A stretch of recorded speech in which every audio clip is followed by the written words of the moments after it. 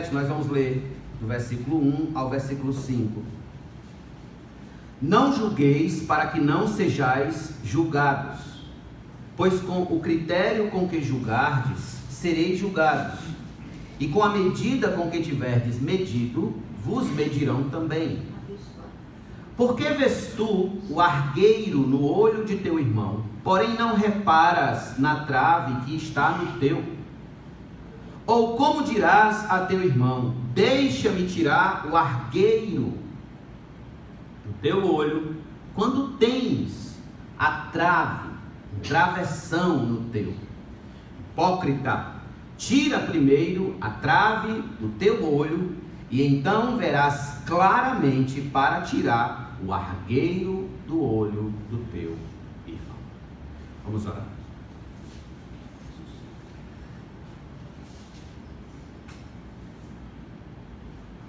Nosso amado Pai, mais uma vez buscamos socorro aos pés do teu trono, rogando que o Senhor nos ensine a tua palavra neste momento. Somos carentes e necessitados, ó Deus, de conhecer mais de ti, de caminhar mais contigo por meio da tua palavra. Eu te peço, Senhor, que nesse instante o Senhor nos abençoe com o entendimento e com a sabedoria do teu evangelho, para que assim possamos ser edificados como igreja e viver para a glória do teu santo e poderoso nome. Então, Deus, rogamos por tuas misericórdias, rogo por mim e rogo pelos meus irmãos que aqui se encontram, para que continuemos a andar pelas veredas antigas, Senhor, sem nos desviar nem para a direita e nem para a esquerda, obedecendo, Senhor, a tua santa lei. Então, em nome de Jesus, nós te agradecemos por tuas misericórdias e todos nós digamos amém. Amém. Nós já estivemos analisando detidamente os primeiros 2 versículos dessa porção do Sermão do Monte no domingo passado. Falamos que trataríamos essa porção por meio de proposições, propostas, que viriam como lições importantíssimas, lições de fato indispensáveis para a nossa vida. No domingo passado nós falamos sobre a primeira proposição que nós encontramos nesse texto, que todo juízo precipitado que fazemos dos outros, que fazemos da vida alheia, incorrerá em juízo sobre nós mesmos. Explicamos o que significa julgar precipitadamente os irmãos. Falamos também que todo juízo precipitado tem um poder terrível de destruir a vida do outro, sobre a vida de alguém. Assim como falamos sobre os tipos de juízo que o cristão experimentará na presença de Deus. O crente vai passar por algum tipo de juízo? Passa por algum tipo de juízo? Sim, passa. E nós lembramos bem, o primeiro é o dia que nós prestaremos contas ao Senhor de tudo o que fizemos com nossa vida como cristãos.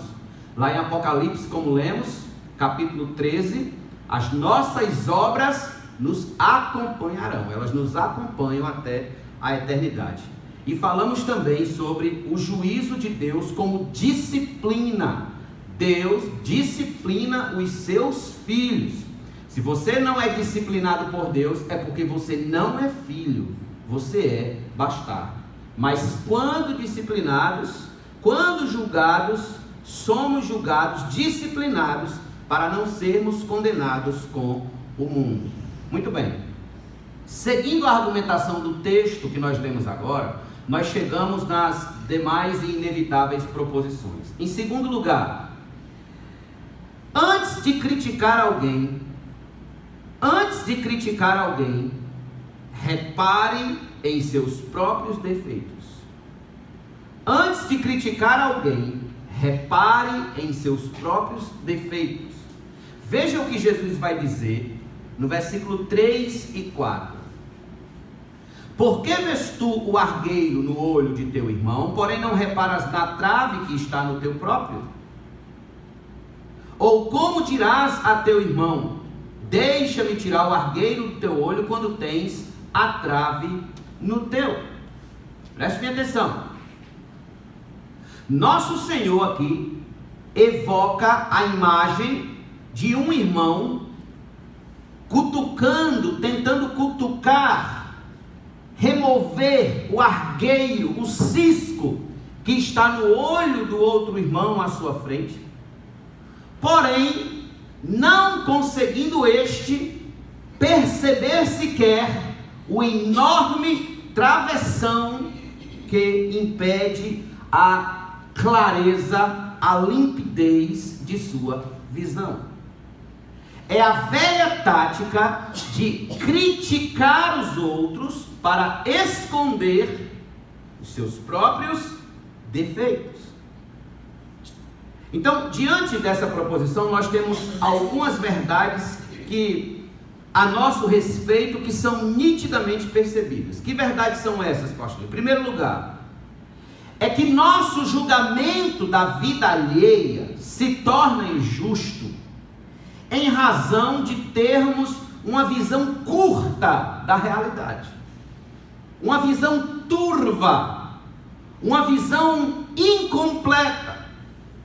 Veja, há uma trave em nosso olho, não conseguimos enxergar bem, algo atrapalha seriamente a nossa inspeção do olho do outro, do caráter do outro, da alma do outro. Ou seja, nossos defeitos atrapalham seriamente o processo de analisarmos, aquilatarmos os defeitos alheios na devida proporção, na proporção justa, naquilo que de fato é.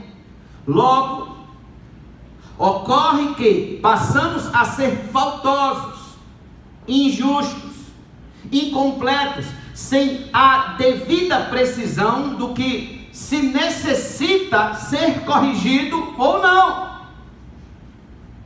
Por exemplo, quando Davi cometeu adultério com Batseba e cometeu homicídio com Urias, Deus enviou até ele um profeta, o profeta Natã. E quando Natã foi até Davi, Natã lhe contou a seguinte parábola. Abra sua Bíblia comigo em 2 Samuel, segundo livro de Samuel, capítulos número 12. Segundo livro de Samuel, 12.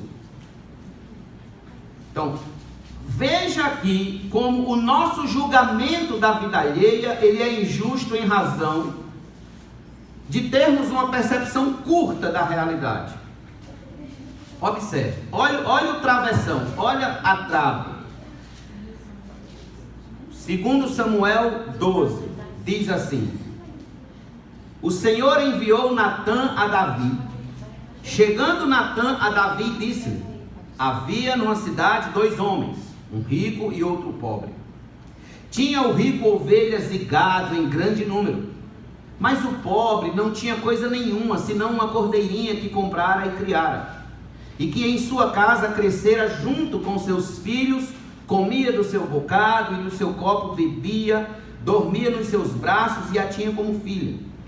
Vindo um viajante ao homem rico, não quis este tomar das suas ovelhas e do gado para dar de comer ao viajante que viera a ele, mas tomou a cordeirinha do homem pobre e a preparou para o homem que lhe havia chegado. Veja o versículo 5. Então o furor de Davi se acendeu sobremaneira contra aquele homem e disse a Natã: tão certo como vive o Senhor, o homem que fez isso deve ser morto, e pela cordeirinha restituirá 4 vezes, porque fez tal coisa e não se compadeceu. O que é que Davi está fazendo aqui? Está mexendo no argueiro do olho do outro. Mas olha o que Natã diz para ele no versículo 7. Então disse Natã a Davi: tu és o homem. Tu és esse homem. Sim, diz o Senhor Deus de Israel: eu te ungi rei sobre Israel e te livrei das mãos de Saul, mas tu é o homem.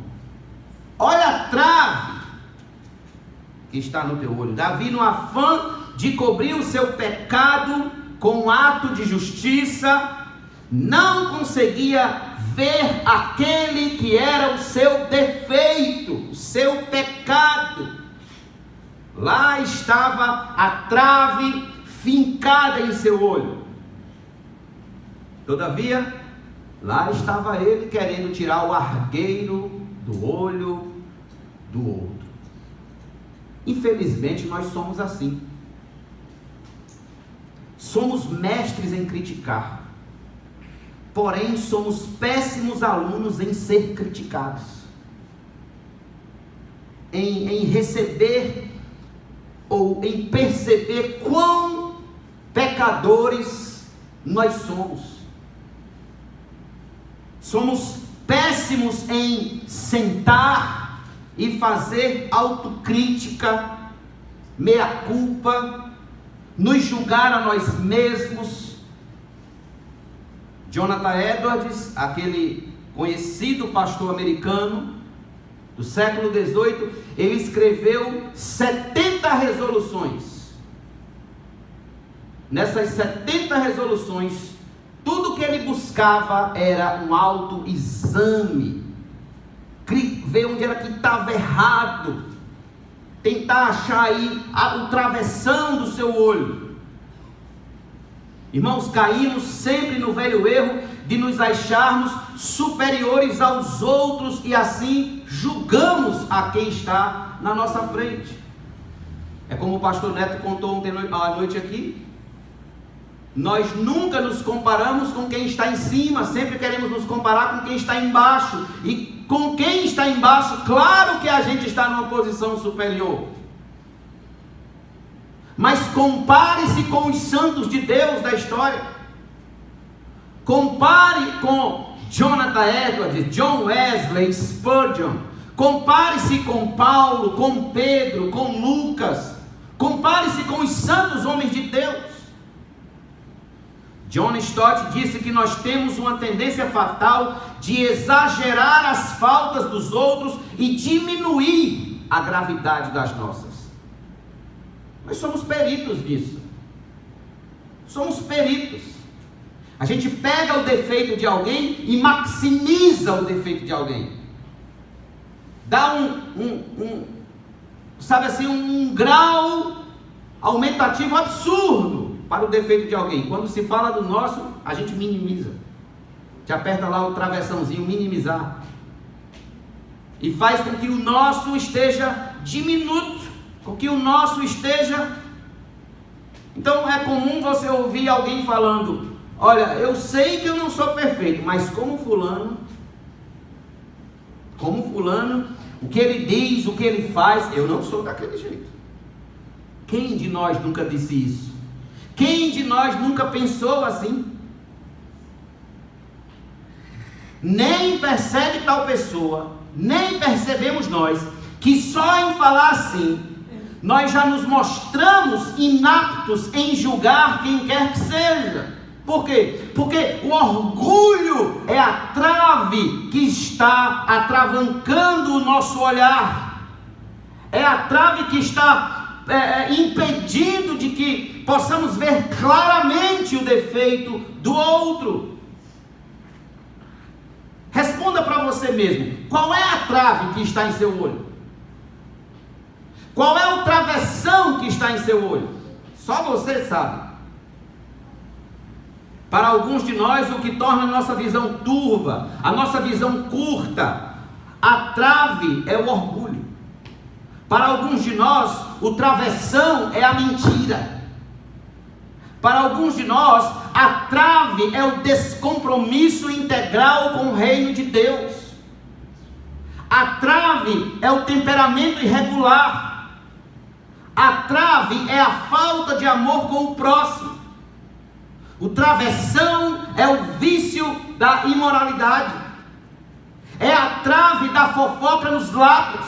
Pergunto, qual é a trave que atrapalha seu olho de enxergar bem as carências alheias?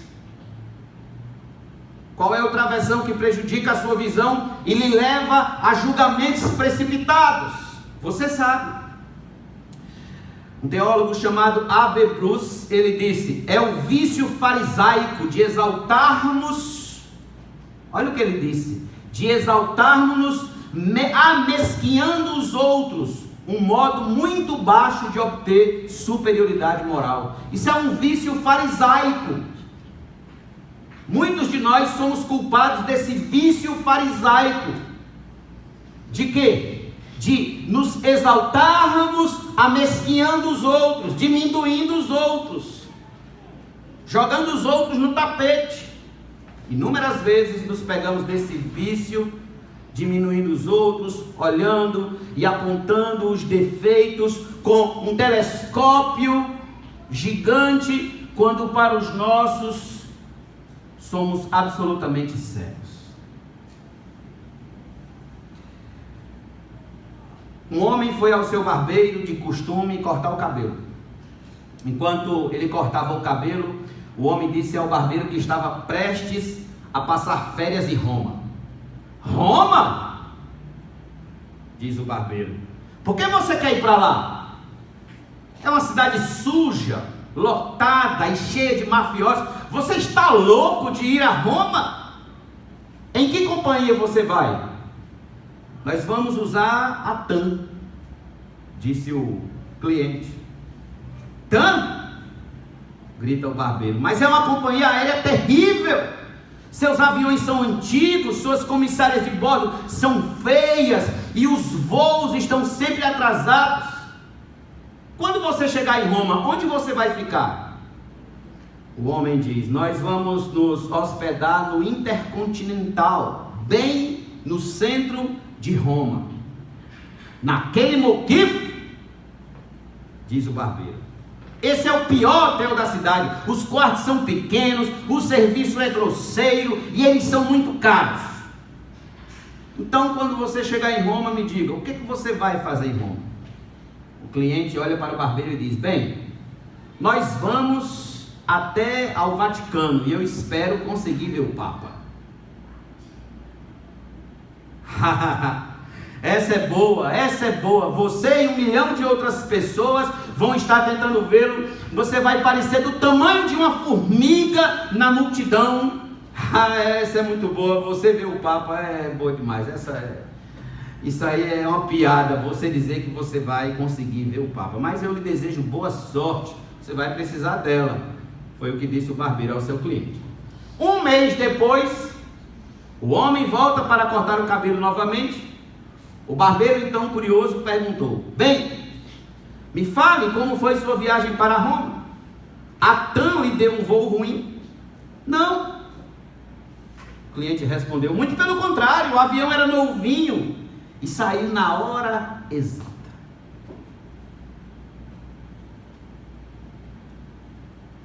Mas aposto que o hotel que você ficou foi como eu descrevi, não foi?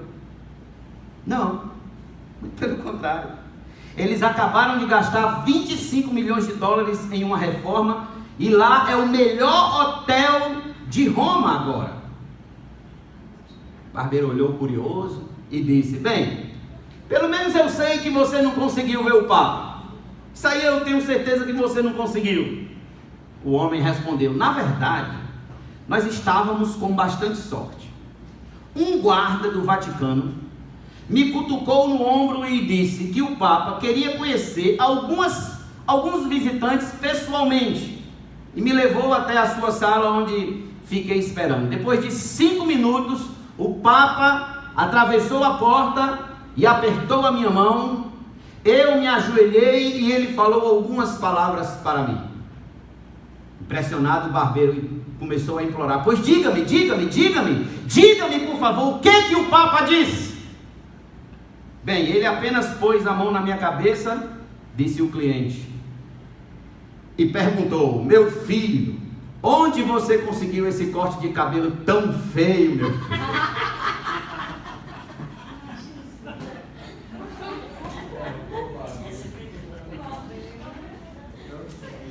Onde você conseguiu esse corte de cabelo tão ridículo? Irmãos, essa história pode parecer engraçada, mas nós temos mais do barbeiro do que do cliente. Nós temos mais do barbeiro no nosso dia a dia, de diminuir os outros, de querer que nos outros tudo dê errado, sabe assim? Eu acho engraçado assim, algumas pessoas que muitas vezes chegaram para mim, tem quantos filhos? Eu só tenho um. Só um? Por que não tem mais? Eu disse, por que você quer que eu tenha mais? Porque todo mundo tem 3. Não, todo mundo tem 3, eu vou ter que ter um. Eu vou ter que ter 3. Né? Às vezes eu fico a me perguntar assim, peraí, porque ela sofre para criar 3, porque é peso. Não que não seja bênção, não estou dizendo isso. Eu estou dizendo que é muita responsabilidade, é peso. O seu tempo fica mais encurtado. O seu dia de 24 horas com 3 filhos já era, praticamente, né? Então, assim, às vezes eu fico a perguntar se não é só assim para o desejo de ver o outro também meio que ali suando gotas de sangue. Porque se nos julgássemos a nós mesmos, não seríamos julgados, disse o apóstolo Paulo. Então a nossa visão, ela é curta da realidade. Ela é curta. Por isso que o nosso julgamento é imperfeito. Por isso que o nosso juízo, ele é imperfeito. Mas tem uma segunda verdade a respeito da nossa segunda proposição. É que o nosso julgamento é injusto quando nosso interesse de corrigir o defeito alheio é movido por uma falsa compaixão. Quando corrigir o defeito de alguém é movido por uma falsa ajuda. Então observe, muito do interesse de nosso coração em apontar os defeitos do próximo vem amalgamado com um sentimento de falsa ajuda. Inúmeras pessoas, quando partem para criticar alguém, julgar alguém, comumente, principalmente aqueles que se julgam mais espirituais, eles chegam dizendo assim para outro irmão: olha, eu vou falar isso para você, mas é apenas para a gente orar, viu? Apenas para a gente orar pelo irmão. Mas tu já percebeu como o irmão fulano é? Olha, vamos só orar por ele. Está jogando um factoide, está colocando o coitado de irmão sob suspeita, o factoide está sendo lançado ali, mas nós estamos usando uma linguagem espiritual diferente. Olha, é só para a gente orar, não vai comentar isso comigo, não, vamos orar. Será? Será se o interesse é mesmo isso? Ou então chega para o próprio irmão, e começa uma sessão de aconselhamentos que só rebaixam o coitado ao nível mais baixo de existência, gerando desespero no coração do irmão, dizendo: seu caso é complicado, não tem jeito, muito dificilmente vai dar certo, é melhor que você desista. Sabe aquele mensageiro do diabo? Operando dessa maneira, muitos, inúmeros, seguem inoculando seu veneno nas almas dos outros em nome de uma falsa compaixão, de que tudo que se quer é ajudar. Mentira!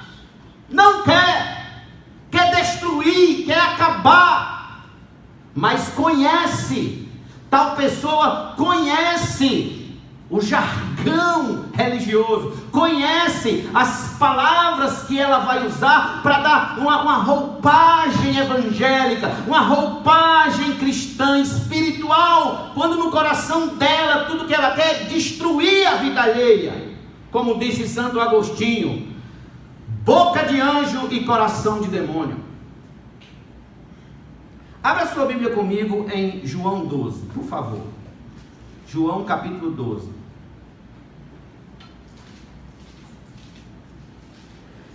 Veja o que eu estou dizendo na prática. Veja a tentativa de remover o argueiro do outro irmão com a falsa ideia de ajuda, uma falsa compaixão em prática. João 12. 6 dias antes da Páscoa, foi Jesus para Betânia, onde estava Lázaro, a quem ele ressuscitara dentre os mortos. Deram-lhe, pois, ali uma ceia. Marta servia, sendo Lázaro um dos que estavam à mesa, com ele à mesa. Então Maria, tomando uma libra de bálsamo de nardo puro, muito precioso, isso era bem caro, ungiu os pés de Jesus e os enxugou com seus cabelos, e encheu-se toda a casa com o perfume do bálsamo. Mas Judas Iscariotes, um dos seus discípulos, que estava para traí-lo, disse: por que não se vendeu este perfume por 300 denários e não se deu aos pobres? Lindo, não? Isso não é lindo? Já ouviram essa mensagem por aí? Pergunto: será mesmo que a crítica de Judas aqui visava o bem-estar do pobre? A resposta está no versículo 6. Isto disse ele, não porque tivesse cuidado dos pobres, mas porque era ladrão, e tendo a bolsa, que ele era o tesoureiro, tirava o que nela se lançava. Olha aí, olha o cuidado que ele tinha dos pobres. Eis aí o motivo torpe que estava por trás do ato de compaixão de Judas. Irmãos, nosso desafio é exatamente este, o de não cairmos nessa falsa compaixão, quando na verdade tudo o que queremos de fato é ver o outro rebaixado, no tapete, na lama, desprezado, rejeitado e abandonado. E sabe um sentimento que nós temos que ter cuidado, que muitas das vezes é disfarçado com essa falsa compaixão? A inveja. A inveja é danada para nos levar a esse nível tão rasteiro de criticar e julgar os outros, a crítica pela crítica, sermos ásperos. É comum um coração cheio de inveja começar a planejar o modo de ataque, e o primeiro modo de ataque é a crítica, o julgamento falso, precipitado, em nome de ajudar aquele alvo. Vamos pensar um pouco. De que forma você costuma apontar os defeitos alheios? Para ajudar? Saber dos pecados alheios lhe move para qual direção? Para a tristeza ou para a alegria? Quando você sabe que determinado irmão caiu, que sentimentos brotam dentro de você? Quando você tenta corrigir alguém, é realmente por compaixão, ou somente porque isso lhe faz se sentir superior, mais santo, perfeito? E aqui nós temos que ter o cuidado com as correções doutrinárias que a gente faz dos outros, principalmente a correção doutrinária dos arminianos, que hoje está muito em voga aí esse debate. Nós devemos corrigi-los doutrinariamente para a glória de Deus e para a edificação da igreja, nunca por nos sentirmos superiores a eles, usando de desdém e sarcasmo, ainda que dê vontade, porque a nossa natureza tem essa vontade, mas a gente tem que ter cuidado com isso também, a gente tem que estar atento. Este é um grande desafio. Os arminianos, eles têm uma ideia falsa e errada da doutrina da salvação, mas eles não negam a Cristo como o único Senhor e Salvador, a suficiência do sangue de Cristo para a salvação deles, portanto, são nossos irmãos. Então, meus irmãos, esse é o nosso segundo argumento. Antes de criticar alguém, observe, repare em seus próprios defeitos. Repare a sua visão, se ela está límpida, clara, se não há nada que atrapalhe aí o julgamento. E observe qual é a real motivação que está sendo levado o seu coração a corrigir o próximo. E em terceiro e último lugar, a nossa terceira proposição é que julgar a si mesmo é se tornar exemplo para quem precisa ser corrigido. Quem precisa ser corrigido? Por exemplo, volte lá para Mateus 7 comigo, por favor.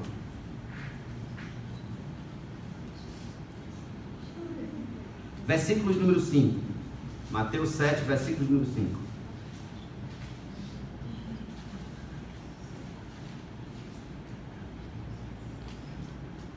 Hipócrita, tira primeiro a trave do teu olho, e então verás claramente para tirar o argueiro do olho de teu irmão. Nós sabemos que o hipócrita é aquele que diz, mas não faz, né? É aquele que ele tem palavras, mas não tem atos, não tem obras. Ele tem todo um discurso, mas ele mesmo não vive aquilo.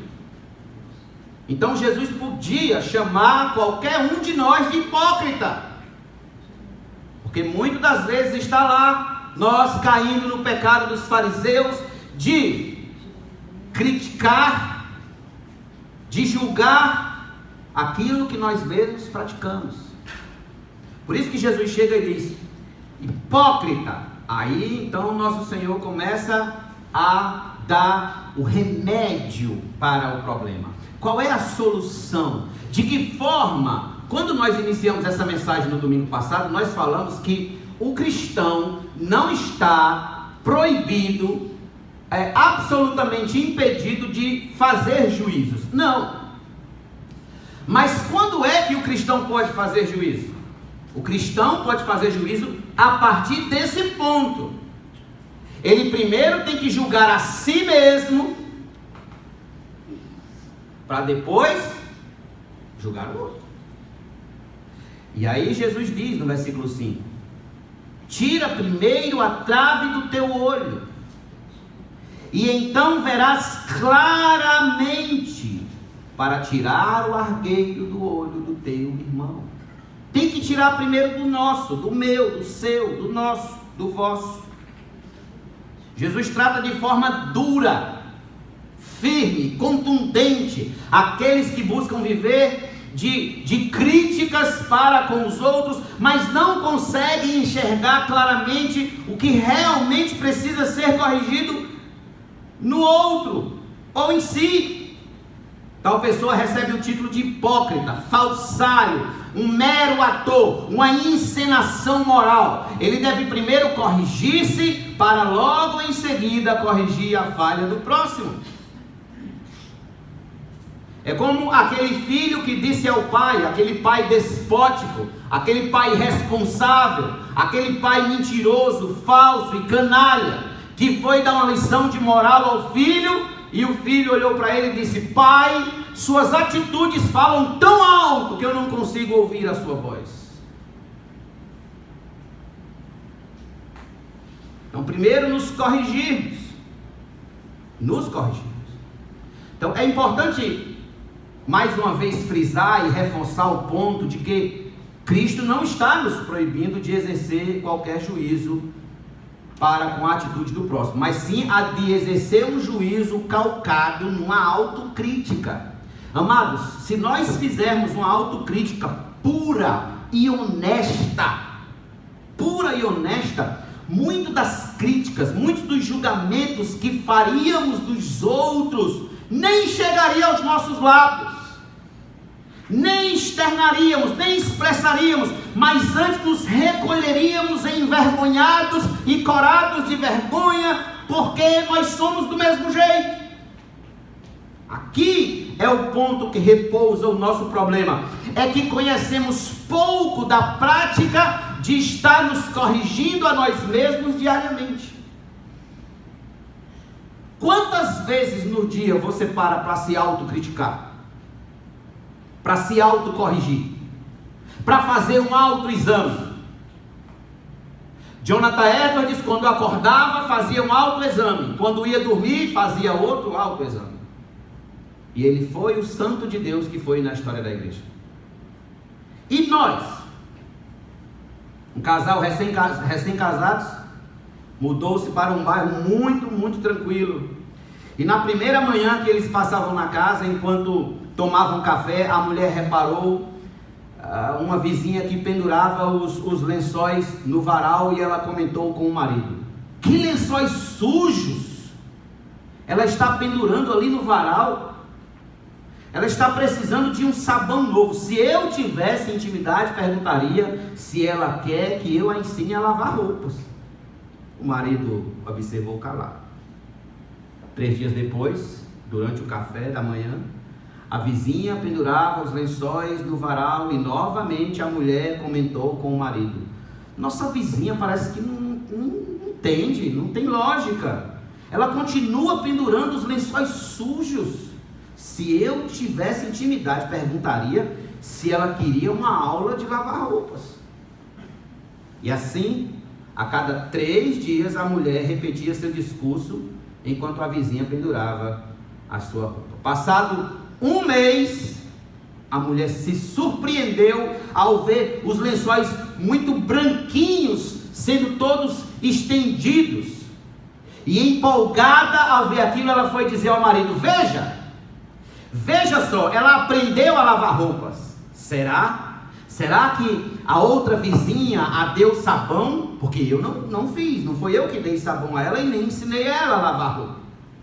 O marido calmamente a respondeu: não foi nada disso que aconteceu. O que aconteceu foi que hoje eu levantei mais cedo e lavei a vidraça da nossa janela. Portanto, se você quer realmente ajudar o próximo a corrigir as suas faltas, comece corrigindo as suas. Inicie por você. Queira enxergar claramente para poder ajudar. Lave a sua vidraça. Lave a sua vidraça. Só assim você enxergará melhor o defeito alheio. É como disse o Dr. Martin Lloyd Jones: quando alguém já viu a si mesmo como é necessário, nunca mais julga a quem quer que seja de uma maneira precipitada e errada. Nunca mais. Pergunto: você já viu a si mesmo como realmente é? Você já fez um sério autoexame de seu próprio coração, de suas intenções? Você já fez uma sincera crítica a si mesmo, enxergando que você não é tão perfeito quanto pensava? Não ora o que deveria orar, não lê a palavra o que deveria ler, não estuda as escrituras o que deveria estudar, não lê bons livros como deveria ler, o tanto que deveria ler. Olhar honestamente os próprios defeitos, irmãos, é o primeiro e maravilhoso e magnífico passo para agir com misericórdia. Com misericórdia. Vocês sabiam que os judeus teve um momento em que eles agiram com misericórdia? Os acusadores de Cristo, os inimigos de Cristo. Abra sua Bíblia comigo aqui, por favor, rapidinho, em João. Veja o que é enxergar a si mesmo de uma maneira profunda, verdadeira, real, sem engano, sem trave alguma. Jesus conseguiu a proeza de tirar a trave do olho daqueles homens e eles perceberem quão pecadores eram. João 8, Jesus entretanto foi para o Monte das Oliveiras, de madrugada voltou novamente para o templo e todo o povo ia ter com ele, e assentados ensinava. Os escribas e fariseus trouxeram à sua presença uma mulher surpreendida em adultério, fazendo-a ficar de pé no meio de todos. Disseram a Jesus: Mestre, esta mulher foi apanhada em flagrante adultério. Na lei nos mandou Moisés que tais mulheres fossem apedrejadas, sejam apedrejadas. Tu, pois, que dizes? Isto diziam eles, tentando-o para terem de que o acusar. Mas Jesus, inclinando-se, escrevia na terra com o dedo. como insistissem na pergunta, Jesus se levantou e lhes disse: aquele que dentre vós estivesse em pecado, seja o primeiro que lhe atire a pedra. E tornando a inclinar-se, continuou a escrever no chão. Mas ouvindo eles esta resposta, e acusados pela própria consciência, foram retirando-se um por um, a começar pelo mais velho, até os últimos, ficando só Jesus e a mulher no meio onde estava. Veja, acusados pela própria consciência. É disso que nós devemos sair daqui hoje. É assim que nós devemos sair daqui hoje. Acusados pela nossa própria consciência, se nós estamos julgando precipitadamente as pessoas, criticando precipitadamente as pessoas, jogando pedra com as pedras nas mãos.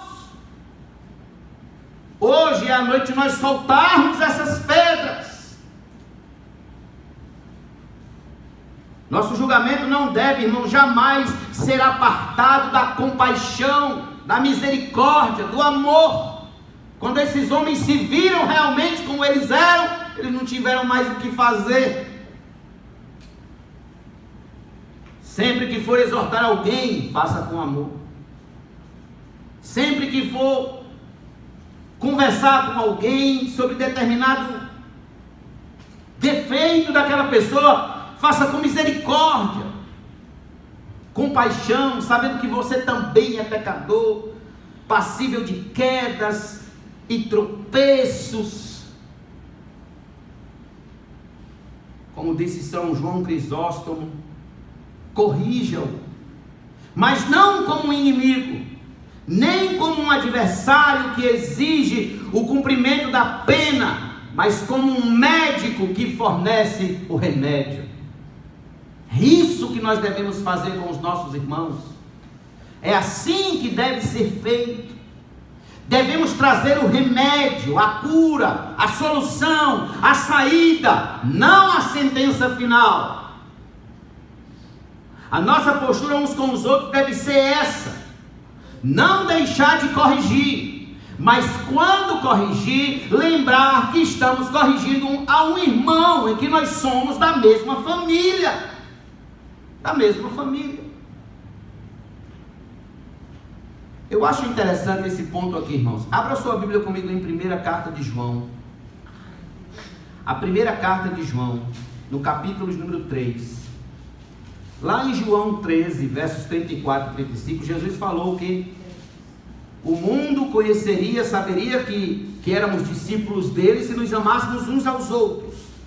Agora veja que interessante, nós temos aqui na 1ª carta de João, capítulo 3, dos versos 11 a 16. Porque a mensagem que ouvistes desde o princípio é esta: que nos amemos uns aos outros. Veja, João está escrevendo para a igreja, para irmãos, para os eleitos.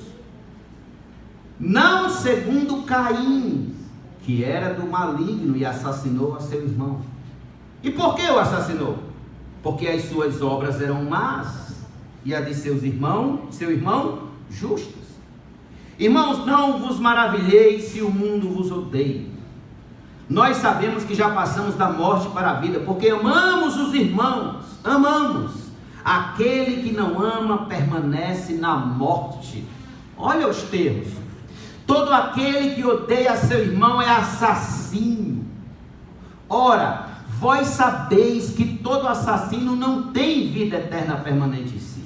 Nisto conhecemos o amor que Cristo deu a sua vida por nós, e nós devemos dar a nossa vida pelos irmãos.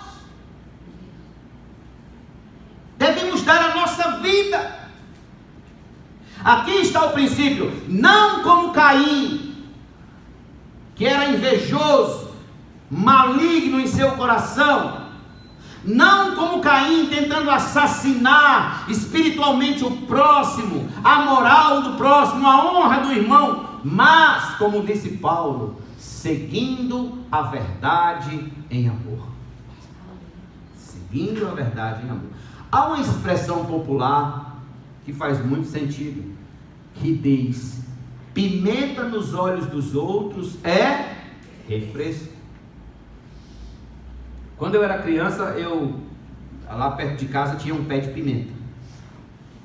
E eu não sabia que pimenta, se eu pegasse pimenta e passasse e coçasse o olho, né, eu não sabia que eu ia ter problemas, sérios problemas. Resultado, eu fui brincar lá perto dos pés de pimenta e, com o traquino como eu era, mexi na pimenta lá e fiquei pegando nas pimentas, derrubando pimenta. Uma hora o olho coçou e eu dei em cima. Pronto. Foi o momento em que eu me aquetei, correndo para casa atrás de água, para jogar água nos olhos. O olho, ele é a parte mais sensível, que quando em contato com a pimenta, sofre, e muito. Irmãos, sempre que formos lidar com o olho do outro, devemos lidar sabendo desse detalhe. O olho é muito delicado. O olho é muito delicado. Requer habilidade, cuidado, sensibilidade. Não podemos chegar jogando pimenta no olho de alguém assim, achando que vai ficar tudo bem. Nós devemos chegar com humildade, calma, tranquilidade, compaixão, graça, misericórdia, amor, sempre lembrando que estamos tratando de um irmão. É de um irmão. É pelo bom exemplo, pelo nosso bom exemplo de autocrítica, de mexer nos nossos próprios olhos, que nós vamos conseguir ajudar o outro com calma. Você já teve a experiência de bater com o dedo no olho, triscar mesmo na menina dos olhos? Muito bem. A gente sabe o quanto isso é despertador, né? O quanto desperta a gente, né? Muito bem. Então, esse cuidado, essa cautela, essa precisão, é nisso que vem a nossa libertação desse espírito ranzinza, crítico, julgador. Se dará exatamente aqui, em julgar a nós mesmos, em ser mais críticos com nós mesmos. Só assim não seremos julgados.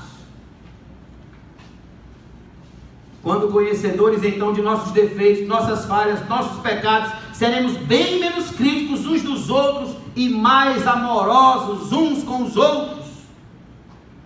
Quem teve câncer, quem já sofreu com câncer, tem muito mais compaixão de quem está sofrendo com câncer, porque sabe da dor que é, da dificuldade que é.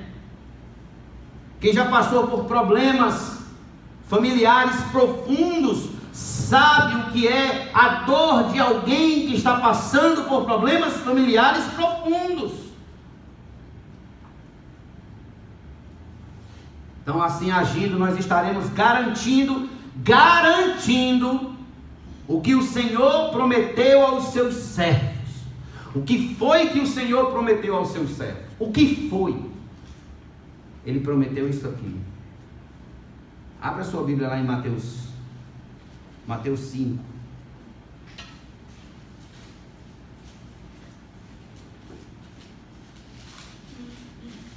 Se você quer ajudar ao próximo, se você quer ser um médico de almas, comece julgando a si mesmo.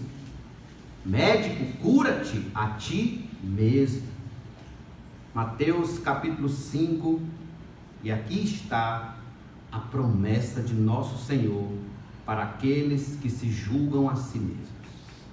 Mateus 5:7. Bem-aventurados os misericordiosos, porque alcançarão misericórdia. Alcançarão misericórdia.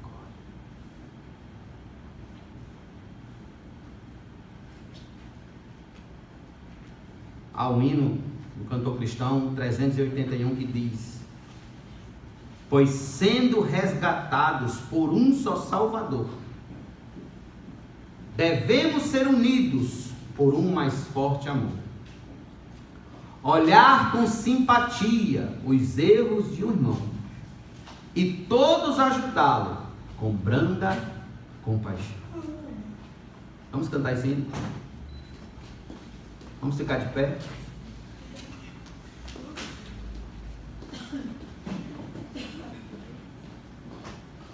O juízo pelo bom exemplo. O juízo pelo bom exemplo.